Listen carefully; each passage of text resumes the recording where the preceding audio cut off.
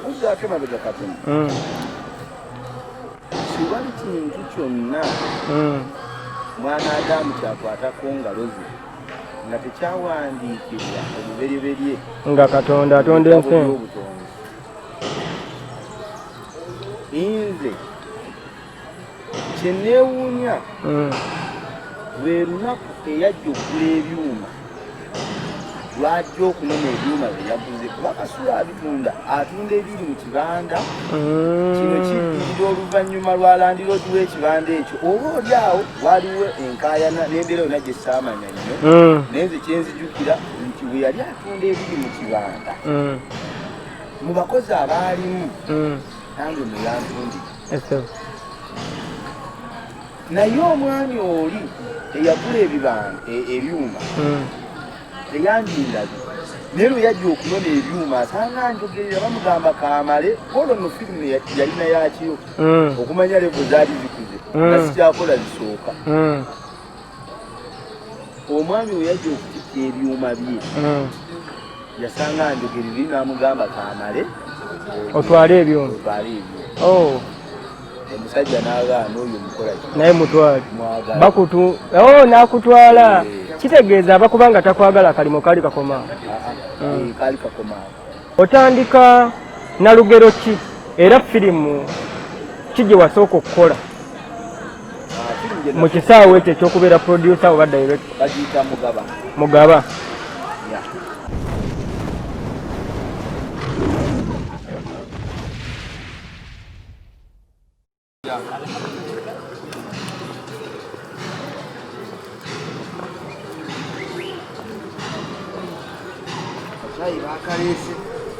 Mashallah.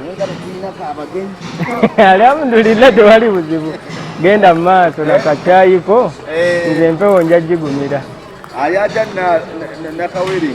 Nakawere alhamdulillah gyali. Yatuwadde mwana mulenzi. Amina ya Rabbi. Assalamu alaikum warahmatullahi wabarakatuh. Sebo musiraamu kyengera agamba ki? Kyengera talina buzibu. Bakuyisa watya? Engeri gyampisaamu ogirabira ku ngeri gyonsanzeemu. Andi nsanze akanyiriro keeko era ndowooza ntwale ekyo ekifaananyi. Nze sisiiwuukangako. Weeteekamu akasente. Mungu andabirira. Musiraamu tukomyewo tutandikira we twakoma. Omulabi atulaba ali ku Blaze Media essaawa eno tuli ku kanyomero kaffe aka Real Time era nga tuteekebwamu ssente aba Alicon Fashion ku Kamukamu Plaza level esooka. Tukomyewo kukyalira VJM El Siraj yatugamba erya batte takyalikozesa nga kati ye mulengera era twagala otandikira we twakoma ku mboozi gye yatunyumiza ku bazadde be n'atunyumiza olugendo lwe okuva ekiboga okujja erugala n'atunyumiza emboozi ye okuva erugala okuyingira Nateete n'engeri gye yatandikamu okuwandiika ku blackboard ng'adesigninga ng'akola schedule z'ebibanda n'afuna emirimu ne yeeyongera mu Ndeeba ssaawa ezo we twaviirawo ng'atandise okwogera firimu eyasooka. VJM firimu eyasooka yali firimu kyeyo gye wayogerera boosi w'oyo omukambwe ennyo gy'akusanga ng'oyogerera ate n'akusuubiza busuubiza kyanisana n'akukakasa n'okukakasa nti ate oli omu kwabo abagenda okutandika okwogerera firimu mu kifo ekyo. Berry of the Beast. Firimu yali ya Steven. Firimu eyo enasooka okwogerera naye firimu yenasooka okulikodinga. Berry of the Beast. Mungi nnyo era okoze omulimu musufu nnyo okunzijukiza firimu eyo. Njagala nziremu nziteekeko katale mu ddoboozi lyalyo. Berry of the Beast. Omulabi alaba firimu za VJM yakola Berry of the Beast gye firimu gye yatandikirako nga mwana muto yemwanjula okumuyingiza ekisaawe ekyokwogerera sinema yeyinza okuba nga ye yalimu omukisa gwe akusuubiza ng'agenda kugikuddiramu agikola ate mu ddoboozi erya VJM ewaleero agizze ekkatale. Tugende mu maaso VJM. Watunyumiza twaleko okakasibwa nga VJ era nga bakugambye nti ojja kujjanga olumala owandiika ku lubaawo ng'otuula essebo.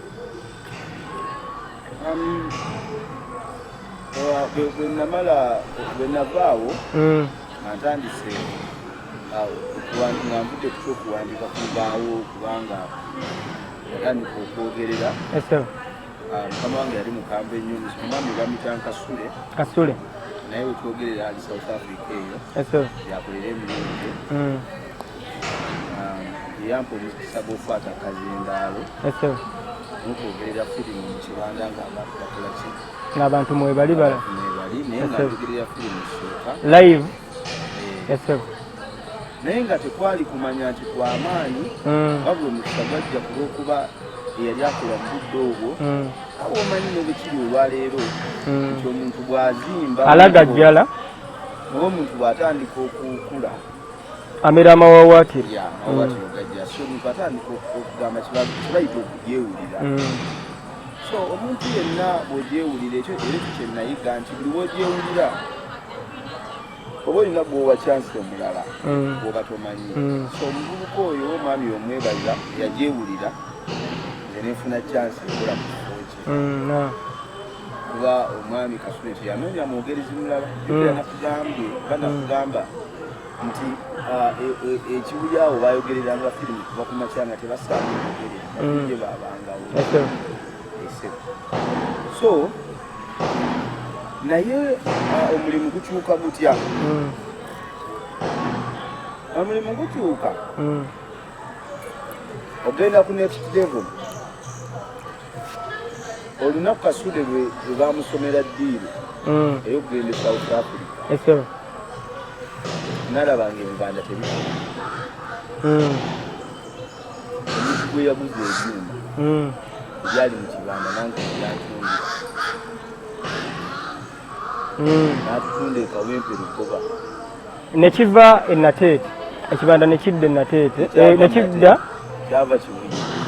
kyava Kibuye ne bakutunda n'odda ekazo kawempe lugoba n'otandika kwogerera eyo waliwo ekibanda kyali awo kumpi nekiti entandika okwogerera firimu bwempita ayita nga nambula ndabe gye nava olwaleero bakizimbaho ebikyali kyambaawo nembeera erugoba awo bakikolera musaala naye wano wabanga kuvaawo kuta aye kawempe nasulirayo nembeera mu kibanda omwo ebbanga ddene n'olugweru esaati ndoozi enkolagana yo yali etya n'ono boosi omupya gye bakutunze kubanga wali oyinza obanze mu kulaba okwange olugero gye lutandikira kiraga nga wali mu kuseerera buseerezi mu biseera ebyasooka ng'okyali ne boosi we oli Kasule. Enkolagana yo yali etya ne boosi omupya gy'ozze kawempe?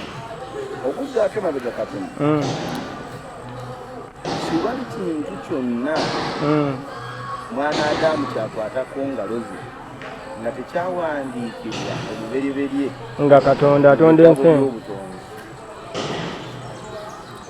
Nze kyenneewuunya lwe lunaku eyajja okugula ebyuma lwajja okunona ebyuma bye yaguze kuba Kasule abitunda atunda ebiri mu kibanda kino kiddirira oluvannyuma lwa landiroodi w'ekibanda ekyo oba oli awo waliwo enkaayana n'embeera yonna gye saamanya nnyo naye nze kyenzijukira nti bwe yali atunda ebiri mu kibanda mu bakozi abaalimu nange mwe yantundira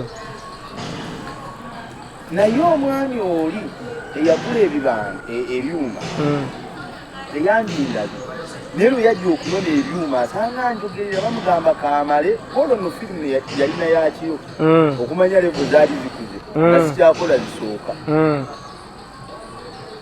omwami we yajja okutikka ebyuma bye yasanga njogereri n'amugamba kaamale otwale ebyuma. Oh.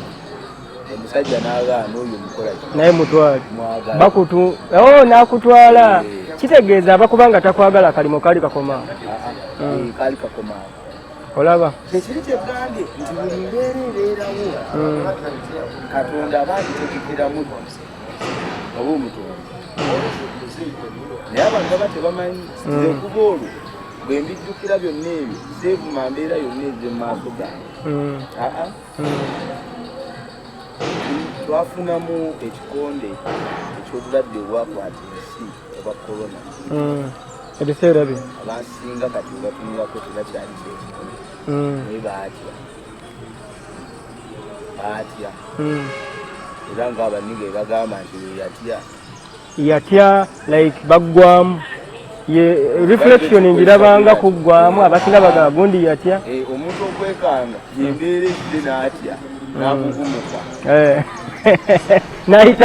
n'ayitamu musisi aba yatya kituufu abala bagamba amasimu gamukuba nze amasimu tegankubako kubanga okkiriza nti buli mbeera ezze Allah y'aba agireese wagiyitamu nogiyitamu kiringa muntu watya okugenda eka ng'ayita mu kibira naye nga waayina okuyita otuuka kati eri embeera gye wali olina oyitamu baali balina otunda ebyuma otundibwemu otandika ate olugendo olupya era we nagenda ekawempe gye nasanga bannasa bavijje nabo nasa namusanga bwayise ku sikke olwo ekintu anti buli kintu kyokola kikuggusa ku kino kyokolako kikuggusa ku kino era wentiire ennyo omuntu ayina goolo gyatunuulira nga tamanyi batyawe bakola goolo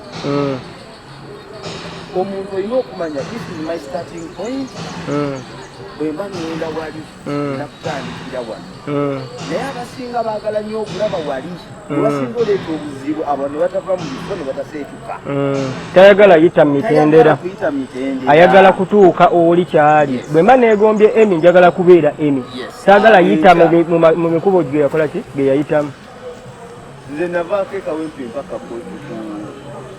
kukyagwerogo walula ibulalaawo nga nonamu firimu omwami oli kyeyakolanga ate eri ekawempe nali mu kibanda ekyo nalyoke nti buli kimu omugagga yali akkiriza kwajjukira bwe baatugula eno ebyuma byali bigenda mu kibanda era nkufuna nti luli nali nga nkolako kitundu luli gwe wasookanga kwegamba bwe baba abayimbi gwe wali Curtain Raiser junior omuto like gwe Curtain Raiser ate abanene ne bakola ki ne bajja kati ogenda eri nga gwe mwenye buli kimu eri gwe mukisa ogwo nkufunye awo ntegedde nti it was a blessing in disguise eno obadde Curtain Raiser Allah n'akusitula mu madaala omulundi gumu ng'ate gubadde nga omukisa omukyamu yalinganga bad opportunity ku muntu akiraba obulabe naye ate in reality gwe yali blessing era nga kirina gye kikutwala saawa zino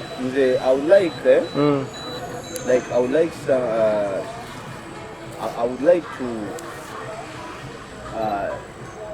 inform some individuals kugamba whenever something looks bad appears to your life you give it a chance, you try it out. Yes. You just have to face your fears. Okutuuka wa gy'olaga embeera yonna gy'olabanga etayitikamu ebeera ngongo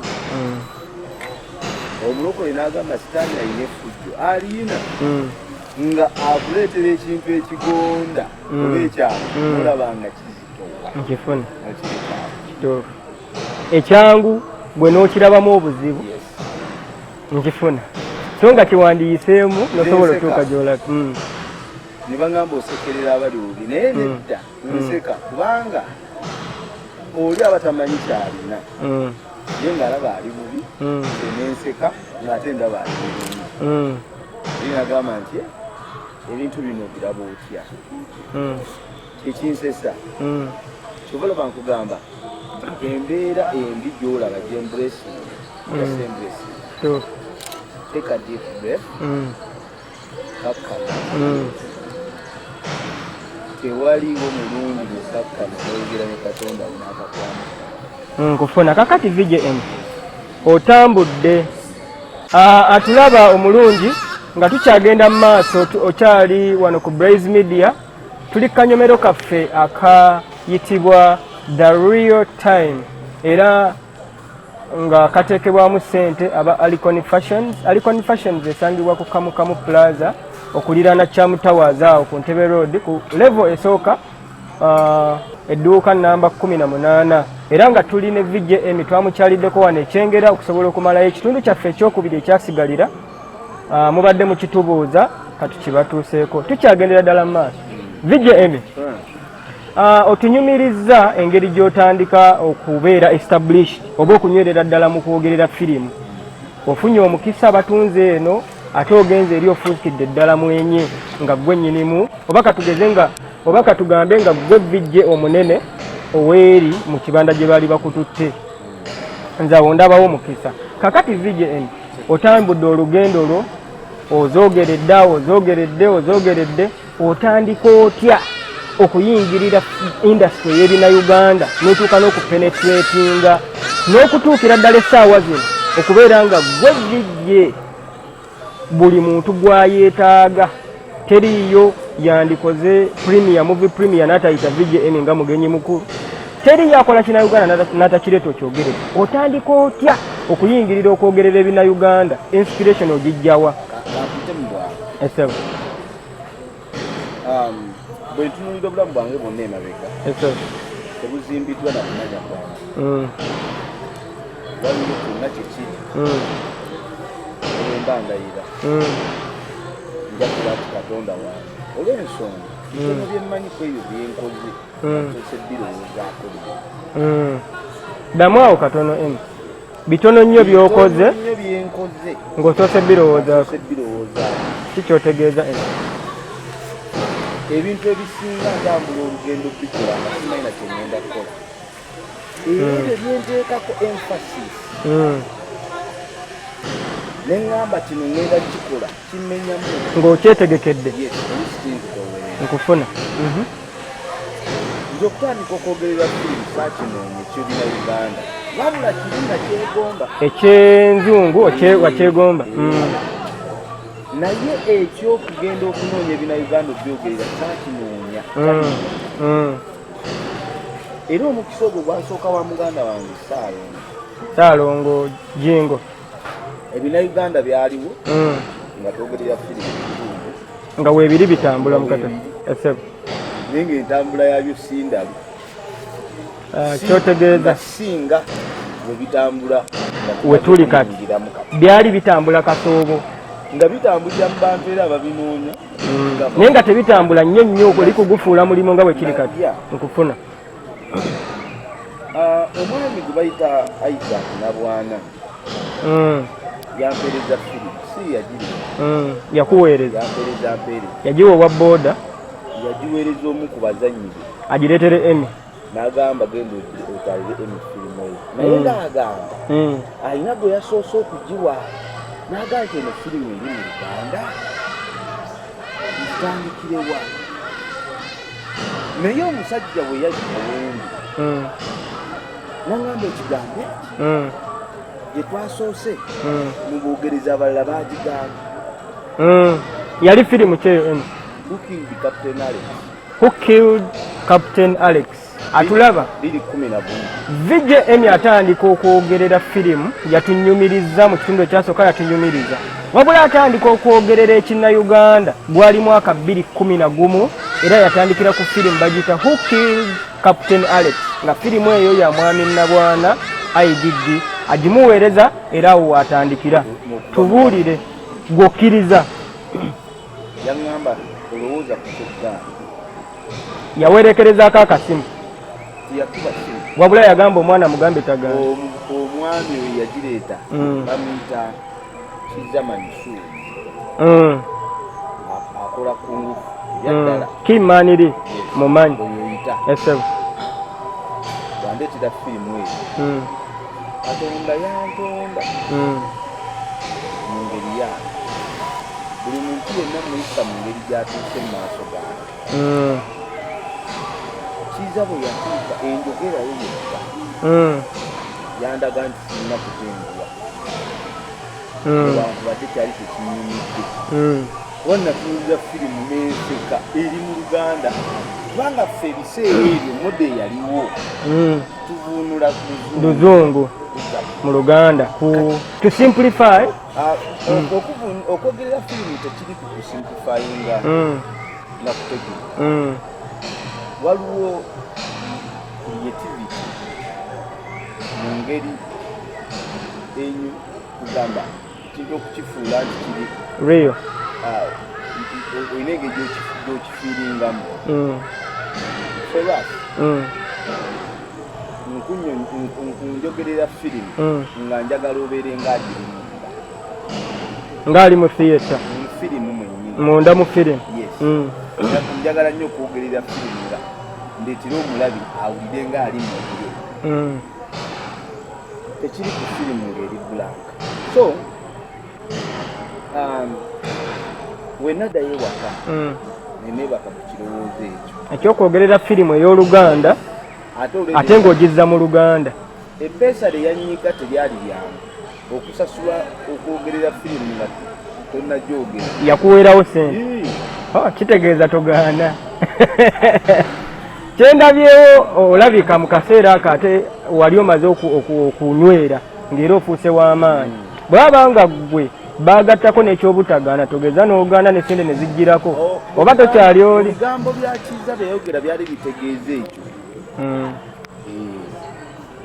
nenjiraba firimu naye nga kati ngenda gikola byenjagala naye bwe namala ogyogerera ate omwami n'ayagala ndabe nga muuni eyakutuma eyatuma oli naŋŋamba sebo firimu lwogerera yenze we became friends era tubaddeyo ebbanga eddene nga muyita baaba kuba Isaac mwami Isaac musajja mukulu era asaana okuwa ekizinga kye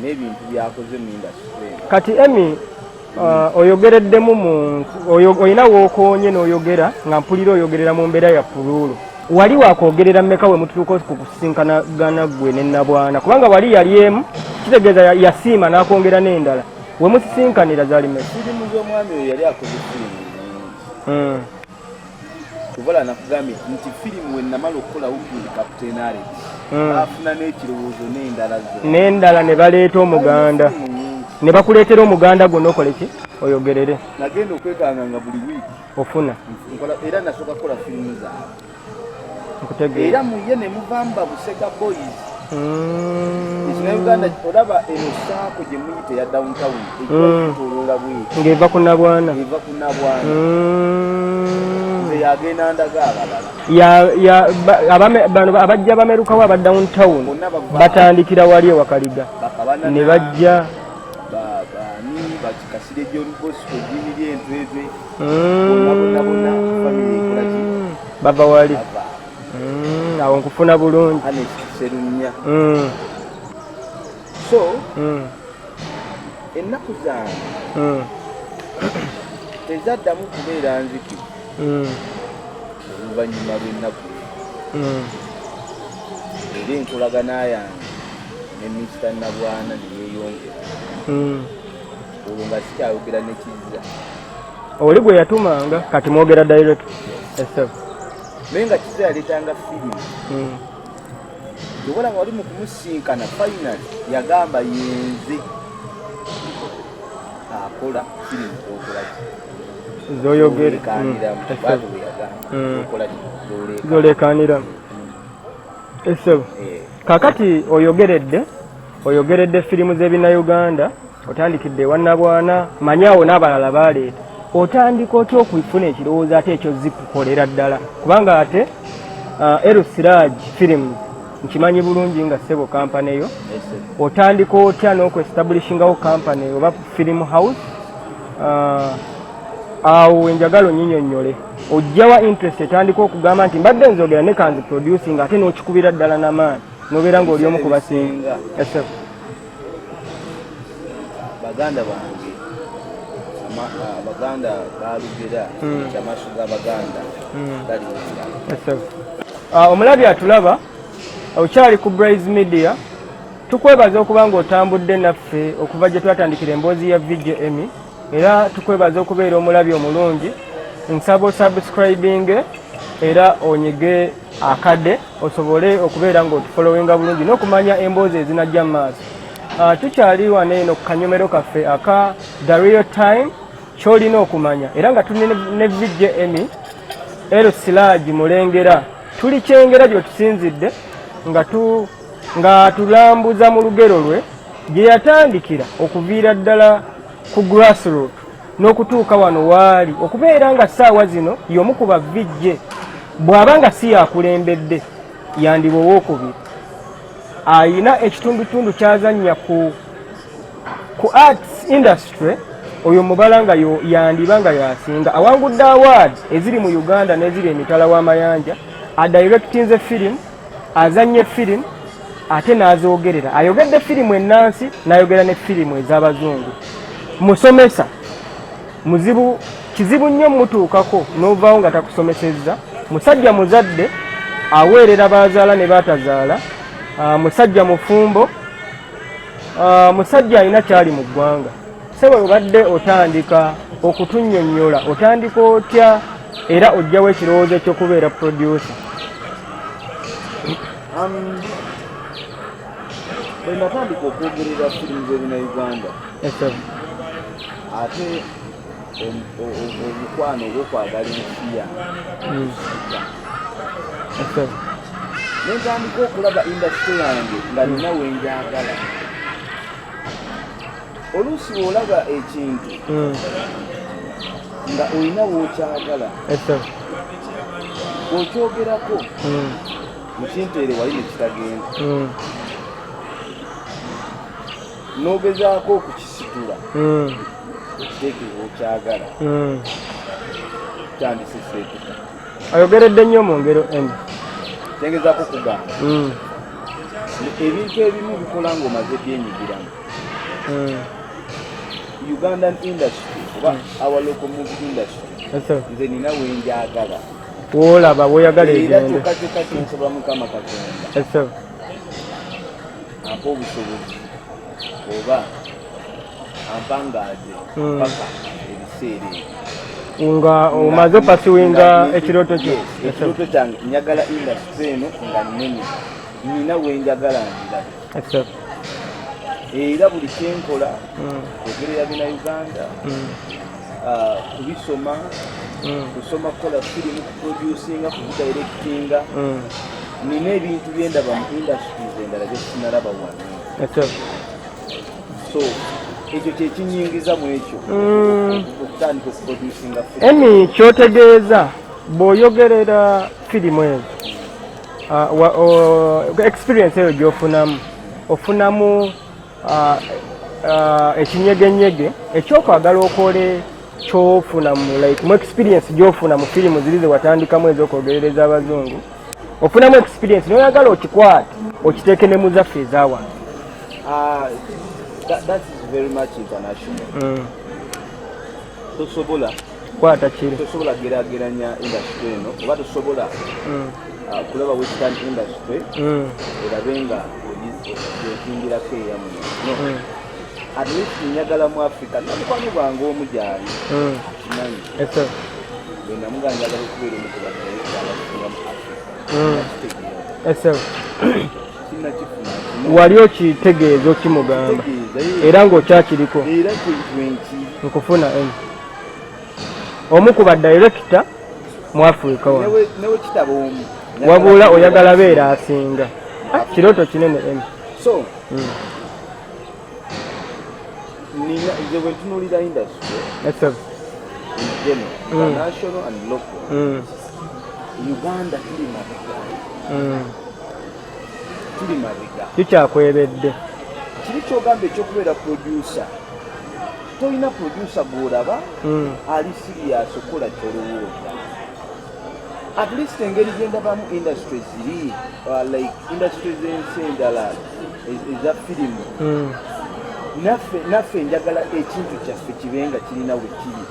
So bwe mbasobola gamba nti gundi nkolera kino at least njagala nange nenyigiremu mu kukola ekyo.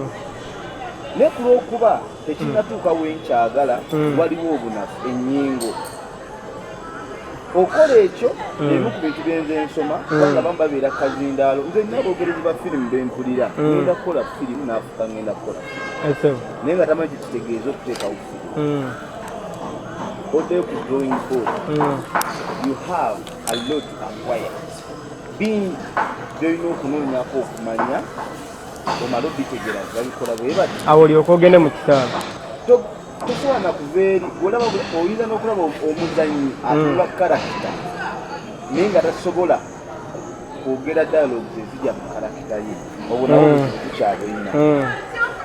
Omulabi atulaba ayinza okuba nga tamanyi karakita kye kitegeeza kooli mwogezi wa firimu tunnyonnyole karakita oba otegeeza ki?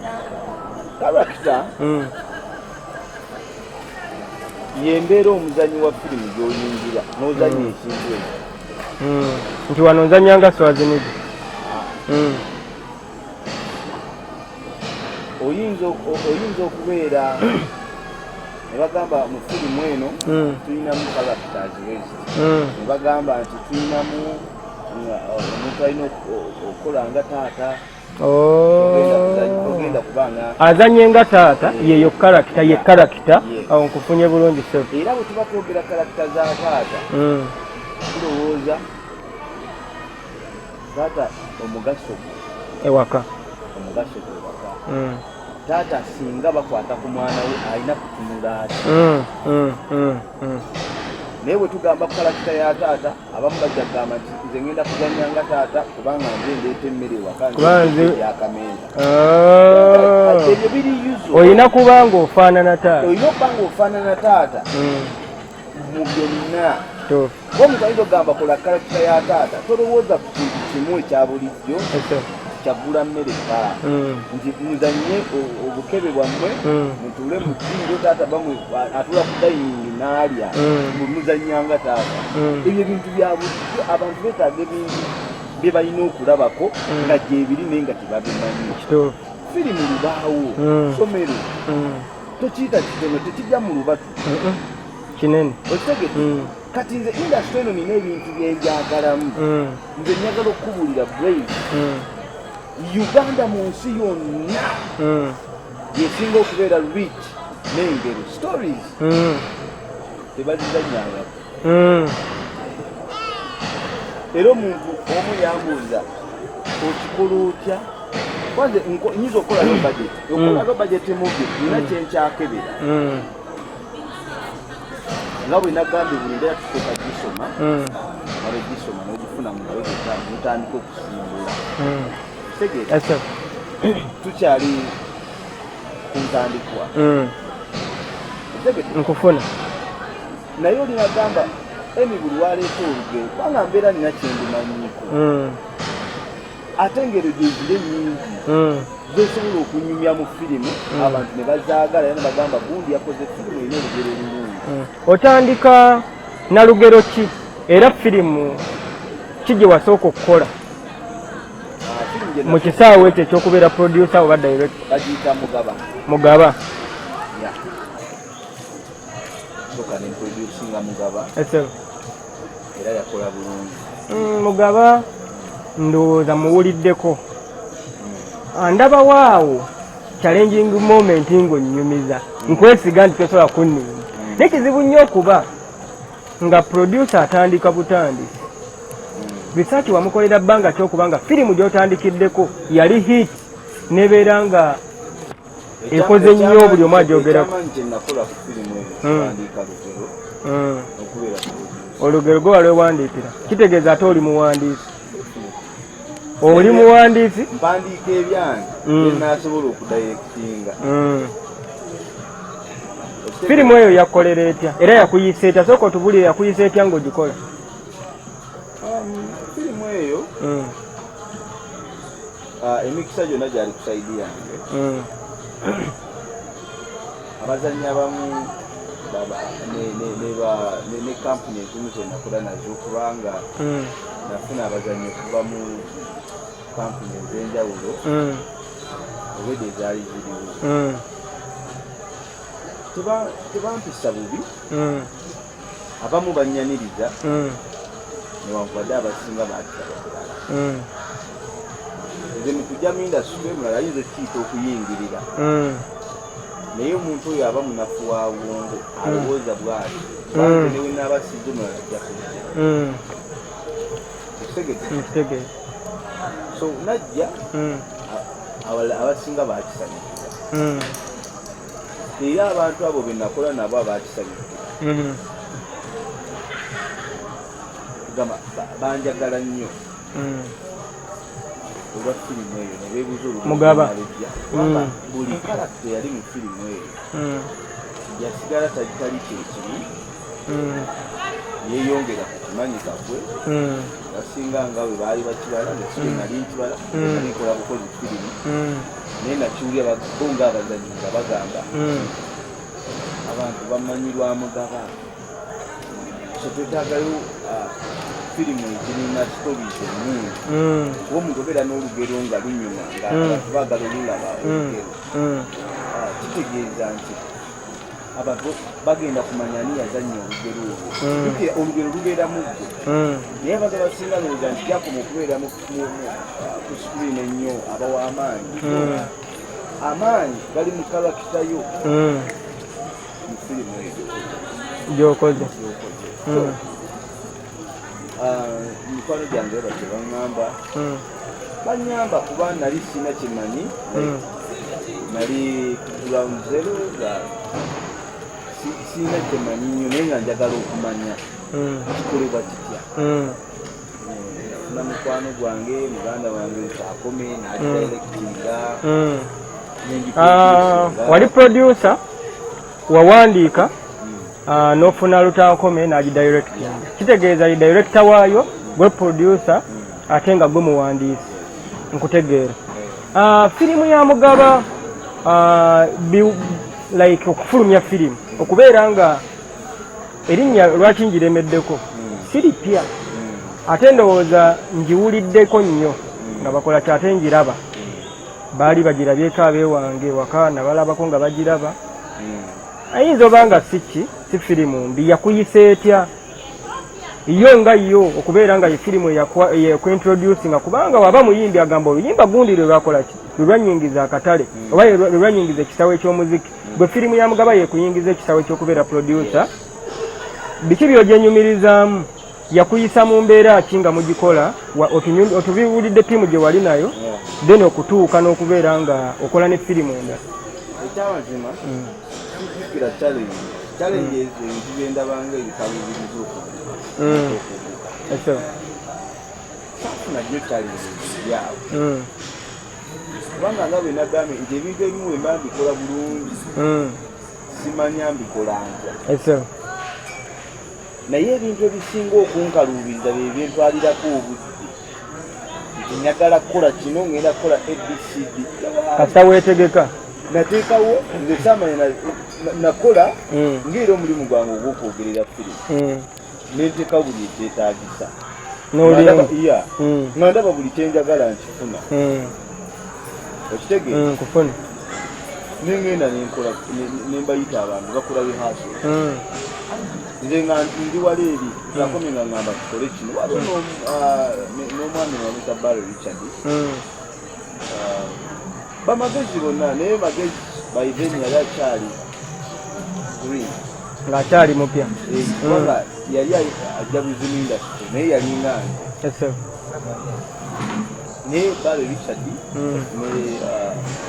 yanyambako nemwanje Steve kubanga bo baali bakolaga nenalwana bamanyi okukola firimu tekitegeeza so I was only there to produce nti kyetaagisa ki kubanga producer gikitegeeza twagala kino biproduce twagala kiri biproduce kituufu okufuna okitegeeza so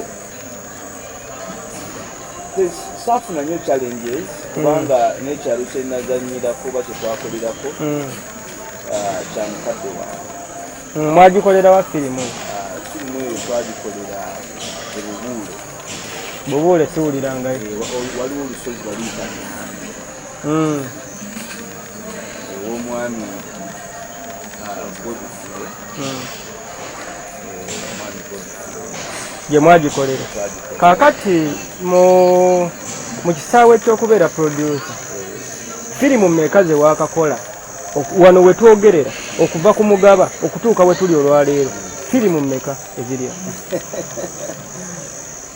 Firimu ziwera kubanga if I can tell okuva Mugaba nakola Lubowa nenkola Kato, all those awo nga ntuusiza olwo nze director. Ne Kato gw'ogikola? Yes, nakola Kato nenkola Lubowa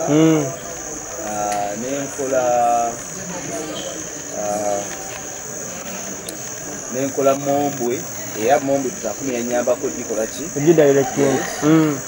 Nenkola Mombwe, nakoze ne firimu endala gyebayita Cruel Mind. Cruel Mind? Nagishutinga last year, tenagenda Katale nendowooza mu zonna I think it belongs to the best ones I have. Cruel Mind badde sinagiwulirako. Kakati waliwo n'endala gye batannala bagiyita Mulangira. Yeah. Produced by Mulengera. Yes. Elslag Musa. So waliwo ne firimu kyendala wezenerabidde wayinza obaawo nga firimu nga bbiri kwasikiwati nyina ttaano nyingi oteeka oba nga olina firimu nyingi zirina. Baproducer ba firimu benyigira mu mpaka ng'empaka we zajja wano e Uganda, festivals. Have you ever submitted any movies of yours? Yeah. Nasooka kulabikira mu Viewers Choice Movie Awards. Viewers Choice. That's when we nawangulira award ya best thriller by then ya Mugaba. Nje nasooka okukola ne wangula award. Yemi soko olinde. Obeera inspired. Obeera inspired ng'oyogerera ebina Uganda. N'olaba ng'oli challenged waliwo bye weetaaga ottereeza n'ogamba kanyengera ekisaawe kino n'ojja okuba Mugaba. Ekyo kikulaga nti ensobi zonna ze nalaba zaaliwo kuba be nasangawo era we natwala award eyo yabaluma. Gw'omupya? Yes. N'obeera nga award ebbanga ddene n'entwala award. Naye later on when I realizing Uganda ekyalina obunafu mu bategesi ba festivals n'ebigendererwa byazo. So obunafu nga ba filmmakers webuli nze nasalawo nfokasinge kwobwo nene bekikwatako okutereeza film festivals n'ebigendererwa byazo balina okutereeza. Oba onfuna? Nkufuna bulungi. Webiri omuntu akola nga atunulira kirala asuubira kirala. Festivals zino buli kimu kwegamba simanyi waliwo systems ezisinga zonna ziri corrupted. Ekyo nakyo weekiri mu industry kiri nnyo mu arts okusinga. Saagala going any further into that kitegeera naye nga akiwulidde kitereere. Akiwulidde kitereere. Kitegeeza mwetaaga okuyambibwamuko awo. Ekintu kino saagala ze kugamba nti batuyambe. Ekintu ekikyagala. Naye nga ensonga eyo yeetaaga ottereeza. For the industry okubanga ekula. Nkwenyumirizaamu nti oli omu ku bantu bemmanyi agaterya mu ntama. Embwa ogiyitambwa, oyita ekitiiyo nti kitiiyo n'ejjiiko giyita ki? Era woba oyogeddewo bw'oti nkakasa nga waliwo ebirumira. Tosobola kwogerawo. That's why nava kufokasinga kubanga when I wanted to grow nagaa kantandikire ku local then I will go international oba mbeere intercontinental like when there is levels gy'olina okugenderako. Like bw'omala okukola national noba ng'ogikola bulungi, then you have to focus to the intercontinental. That's when you will have to win more awards from international. So ne kinzija ku national. Wendi firimu zenkola kati nina kyennoonya nga maze kukizuula nti ewaka waffu naye okubanga ewaka waffu tekiŋŋaana kukola firimu. Atulaba tukyali ku Blaze Media era nga tuli kanyomero kaffe aka real time. Kyolina okumanya tulina VJ Emmy, El Siraj Musa Mulengera, tuli Kyengera era nga tuli mu kuwumbawumba omwaka 2019 nali ku Facebook ng'ebifaananyi biyitingana oli n'abazungu nti VJ Emmy yali nnyenyonya ali Canada ne ngamba omusiraamu tetumufiirwa nti oli Canada nti ate mukoze festival muli mu kisaawe ekisinga obunene Canada, ekibuga kya Canada ekinene ye Toronto, mwali Toronto oli n'abazungu ate oboogererera firimu bati njogedde Luganda lutuufu oboogererera firimu mb'okutte firimu ey'ewano ey'e Uganda ogizza ate mu luzungu. VJ Emmy oyogera firimu n'ogijja mu Luganda ate ogizza mu luzungu. Tugenda awo nnyonnyola awo saategeerawo ne ngamba ndi kubuuza. Antwalire ddala omukisa guno. Essebo. Okutegeeza bannayuganda. Essebo. We Ugandans. Tetulina ky'abazungu kye tubabuuza. Tulina babuuza byaffe. Oh.